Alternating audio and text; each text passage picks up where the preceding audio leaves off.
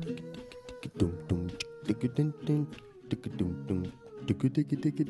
everyone, how are you?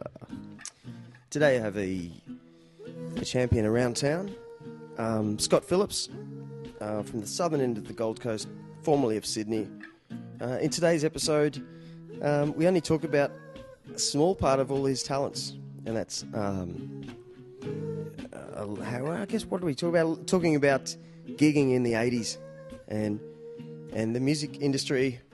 It's just another music industry episode. Surprise, surprise!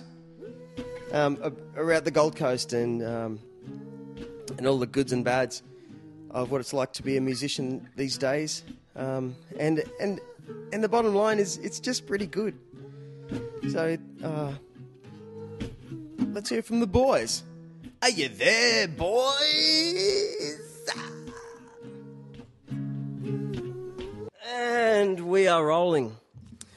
Geez, I think it's been a little while since I've actually spoken with you, my good friend Scott Phillips. How you doing, Drew? Really good, mate. Good.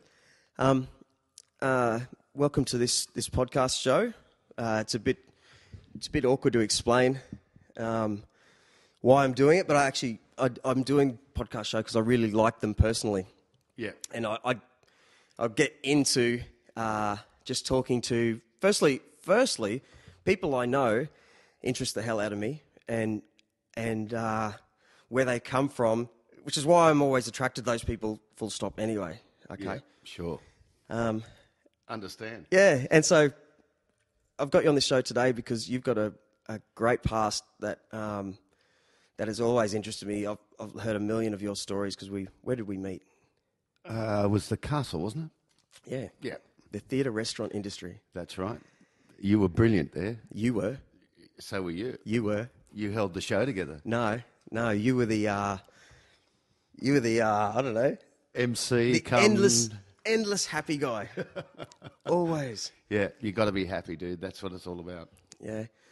Now, but then I was surprised to find that you're actually a really good drummer with an endless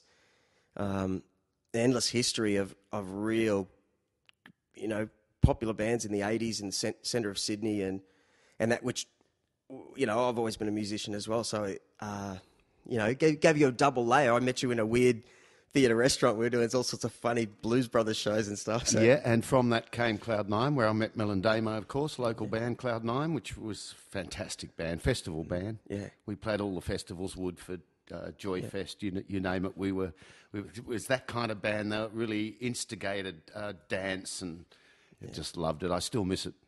Yeah, they're at they're called the Twine now. The Twine, and very successful. Got their son in the band, Obi-Wan Kenobi, as I used to call him. How old would he be now? He plays drums and he's... Plays drums, yep. 10 or 11 or something? Yeah, dances around like a mad person. They're fantastic. Yeah, I saw them at the Cooley Rocks a couple of years ago. And I saw them from a distance. Those times where you go, wow, something's good happening over there. I can hear it. You know those times where you go, I'm attracted to whatever's happening down there, and I was so happy to see it was old friends on you from work, basically. Yeah. But well, the funny thing is that I've always, since the early 80s, been in original bands. I've never been in a cover band, not till lately, but certainly Sweet Poison, totally original. We never played a cover in 20 years. And so playing covers in Sydney, playing originals in Sydney at that time, it was during the time of supporting all the big acts, Mental as Anything, Midnight Oil, Ted Mulry, you name it at the time. It's hard to remember a lot of it because we used to drink a lot. Yeah. Just last night we had we were auditioning bass players in our band, and last night we had a guy called Stuart Ingram, and he was in the 80s the tour manager for the Angels, and he was rattling off all these names of these D minor and the Discords. Yeah? Do you remember those? I do. He had wore makeup or something, right? Yep. Yeah. Great band. All these big stories. And do you understand, though, that in my opinion, that era can never be repeated again? No. You understand that? Mainly because it had venues everywhere. Seriously, in the 80s in Sydney and Melbourne and most of Australia, even average bands were working 6 nights a week because there was venues everywhere. And there was late night ones. I mean, sometimes you'd go in and you'd start early and then go to another gig and start at 11 and finish at 3 in the morning. So it was a really vibrant scene in those days. Yeah. And things like drink driving. I always look at the Burleytown Tavern car park. It's got about 200 car spaces. And the Mansfield Tavern in Brisbane, I don't know if you've been up there, it's just one of those old school pubs that has 200 car spaces. And you think, wow, that was for a reason. They had big entertainment come here and everyone had to park their car. Yeah. You know, and that's long gone. But you know why I think it'll never be repeated more so is that I remember being young and hearing and you know, when I was born in 72, so when Kiss was, you know, colour TV, the countdown was on, I actually believed, I was, 8 years old, I believed he actually breathed fire, Gene Simmons, and, you know, and that makeup, that was, they never showed their face in real life. I thought they were actually them. I was young enough to believe in the magic. And that's what I mean, the magic of the unknown band, whether it was mental as anything, they'd come to your city with this unknown whoever they are from this. They've toured Australia and they've got all, you know what I mean? You didn't know a lot about them. Yeah.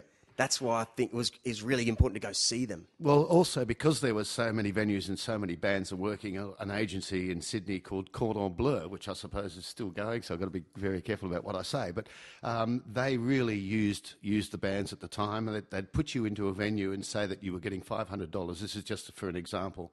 And we had regular gigs at the Northern Beaches in Sydney. And the manager, best thing, every week it got better and they were making great sales over the bars. You know, it was one of those really successful things. And a manager came and said, look, we can't have you back. And we said, well, why? What's the reason? Oh, you charge too much. And we said, wait a minute, we charged like $500. He said, no, mate, you charge $1,500.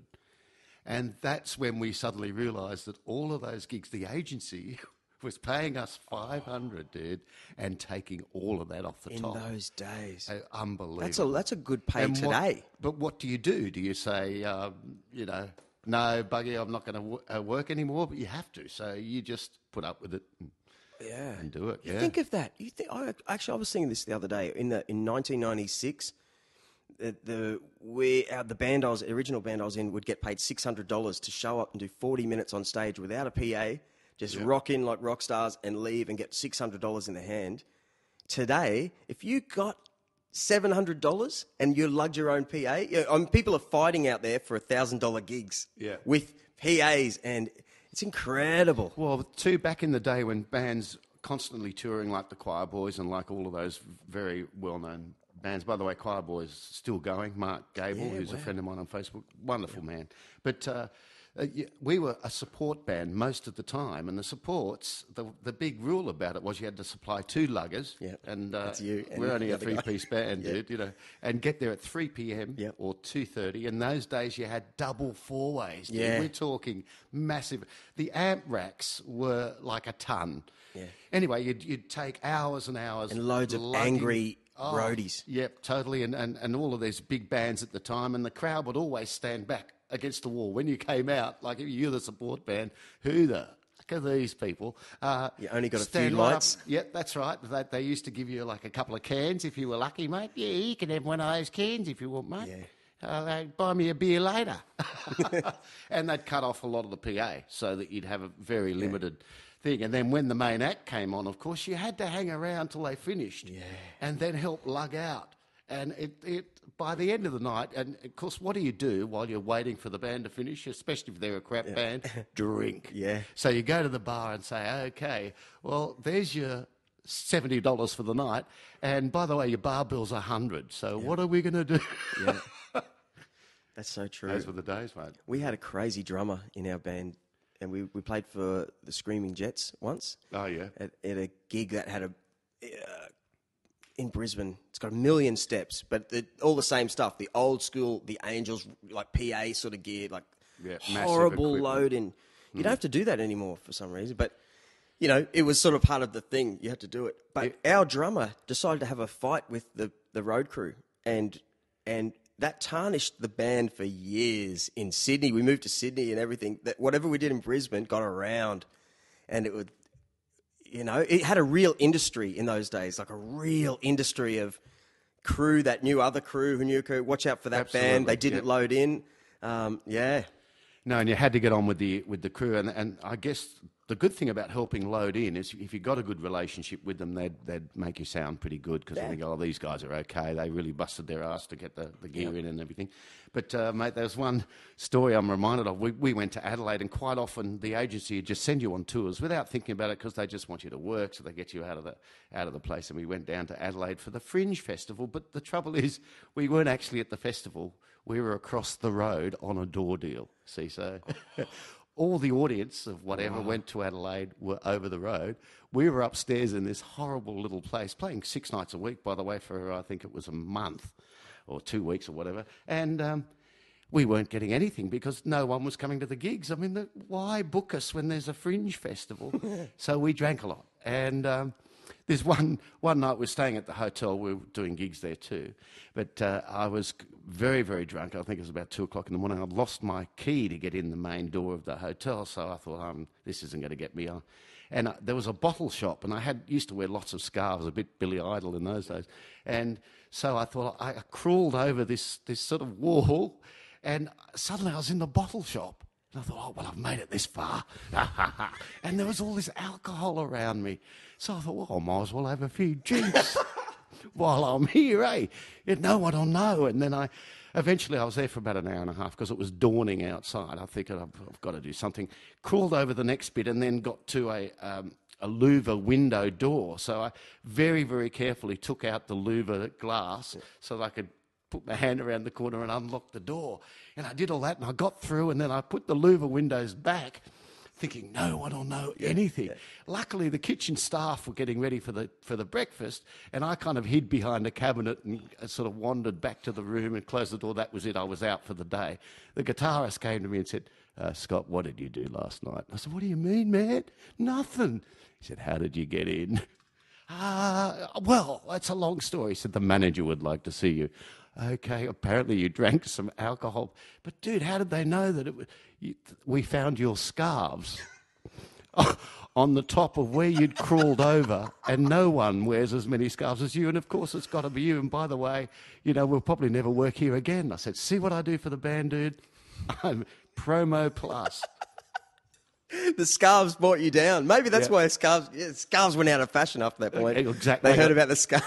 I was so drunk, but it all got caught on the top of the thing. That's great. Ugly, dude. Ugly. I went to Adelaide only a couple of years ago. It's a wild town now. Now there's techno, and they've got, I believe there were 4 24-hour pubs. I woke up on a Monday morning. No, it was a Friday morning, and to this sound, like I was staying right in the middle of this dodgy motel called the Motel across the road from the casino. That's the actual name. Oh, really? Yeah, and I woke up to the sound of smashing bottles, and I'm like, what? And I opened my eyes, and there was someone. It was just like there were hundreds of people between these 4 pubs, 24 hours at 6:30 in the morning, just dancing with these big fluoro. Have you seen the techno pants, like fluoro massive fur pants, like Flea wore in that song? But and everyone's got lollipops and whistles, and they're just throwing beer bottles up at this building window.